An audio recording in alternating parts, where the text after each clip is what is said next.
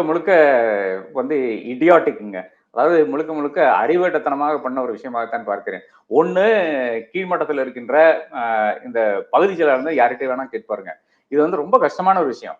ஒரு 200 பேர வந்து ஒருத்தர் வந்து சேர்க்கணும்னு சொன்னா, அது எவ்வளவு கடினமான விஷயம்ன்றது எ அ அறிவாலயத்துல கொண்டு உட்கார்ந்து பண்ணாங்களா? இல்ல பெண் நிறுவனத்துல இருந்து பண்ணாங்களான்னு எனக்கு தெரியல. எங்கிருந்து பண்ணாலும் சரி, அறிவாலயத்துல இருந்து பண்ணாங்கன்னா ஒழுங்கா பண்ணியிருப்பாங்க. அவளுக்கு வந்து 4 பேர்ட்ட கேட்டு பண்ணியிருப்பாங்க. என்ன பொறுத்தவரை இது பெண்ல இருந்து தான் வந்திருக்கும்னு நினைக்கிறேன். அப்ப அந்த அளவுக்கு வந்து இடியாட்டிக்கான ஒரு விஷயம் செய்து வைத்திருக்கிறார்கள். ஒண்ணு ஓடிபி. இப்ப வந்து பகுதிச் செயலாளர் வந்து இப்ப தேர்தலுக்கான வேலைகளில் ஈடுபட வேண்டுமா? இந்த 200 பேரை சேர்க்கிறதுல ஈடுபட வேண்டுமா? இது ஒரு கேள்வி இருக்கு இல்லையா? இந்த ஒரு விஷயம் வந்து முன்னாடியே நடந்தது. உறுப்பினர் சேர்க்கை மாதிரி ஒரு மடத்தனமான விஷயமே கிடையாது. இது காங்கிரஸ் அட்டெம்ப்ட் பண்ணுச்சு. 2019 தேர்தலுக்கு முன்னால பிரவீன் சக்கரவர்த்தி என்றவர் வந்து ஒரு பெரிய பொறுப்புல இருந்தார் காங்கிரஸ்ல.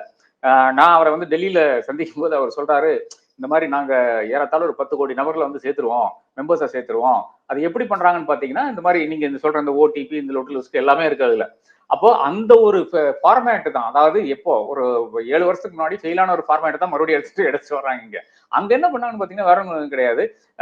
எனக்கு தெரிஞ்ச சில நபர்கள் என்ன பண்ணாங்கன்னா, ஹைதராபாத் யூனிவர்சிட்டி வளாகத்தில் உட்கார்ந்து கொண்டு அந்த பசங்களுடைய பேரெல்லாம் எடுத்துக்கொண்டு அவருடைய நம்பர் எல்லாம் எடுத்துக்கொண்டு அதே மாதிரி இப்போ நம்ம வந்து ஒரு இடத்துக்கு போறோம்னா, அதாவது ஒரு அபார்ட்மெண்ட்டுக்குள்ளால போறோம்னா அங்க வந்து பேர் எழுதி நம்பர் எழுதுவோம் இல்லையா? அந்த மாதிரி இருக்கின்ற நிறுவனங்கள், செக்யூரிட்டி நிறுவனங்களுக்கு எல்லாம் நம்பர் வாங்கி அதையெல்லாம் சேர்த்து எழுதி இவங்கெல்லாம் உறுப்பினர்கள் அப்படின்னு சொல்லிட்டு அட்ரஸும் போட்டு எல்லாம் அனுப்பிட்டாங்க. அதனால என்ன ஆகுதுன்னு பாத்தீங்கன்னா 2019 மாதிரி ஒரு படுதோல்வி வந்து காங்கிரஸ் ஒரு காலத்திலையும் சந்தித்தது கிடையாது.